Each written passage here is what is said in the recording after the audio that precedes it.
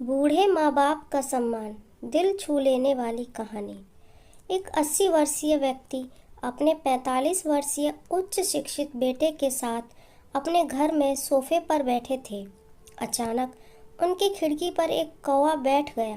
पिता ने अपने बेटे से पूछा, यह क्या है?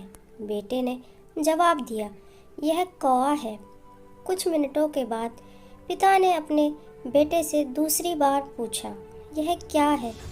बेटे ने कहा, पिता जी, मैंने अभी आपको बताया, यह एक कौवा है। थोड़ी देर बाद बूढ़े पिता ने फिर से अपने बेटे से तीसरी बार पूछा, यह क्या है? इस समय बेटे के स्वर में कुछ जलन महसूस हुई। तब उसने अपने पिता से झुलझुलाते हुए बोला, यह एक कौवा है, एक कौवा। थोड़ी देर बाद पिता ने फिर से अपने बेटे से चौथी बार पूछा, यह क्या है? इस बार बेटा अपने पिता पर चिल्लाया, आप मुझसे बार बार एक ही सवाल क्यों पूछते रहते हैं? हालांकि मैंने आपको कई बार बता दिया कि यह एक कौवा है। क्या आप इसे समझ नहीं पा रहे हैं? थोड़ी देर बाद पिता ने अपने कमरे में जाकर एक पुरानी डायरी लेकर वापस आए, जिसे उन्होंने अपने बेटे के जन्म के बाद से बनाए रखा था। एक पेज खोलने पर उन्होंने अपने बेटे को उस पेज को पढ़ने के लिए कहा।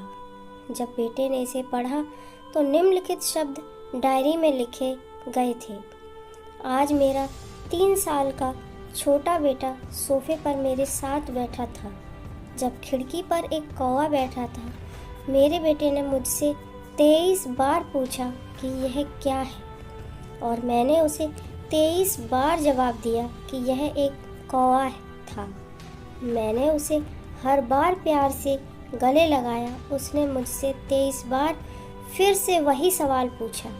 मुझे इस बात से बिल्कुल भी चिढ़ नहीं हुई कि मैंने अपने मासूम बच्चे के लिए प्यार महसूस किया, जबकि छोटे बच्चे ने उससे 23 बार पूछा, यह क्या है? पिता को 23 बार पूरे सवाल का जवाब देने में कोई जलन महसूस नहीं हुई।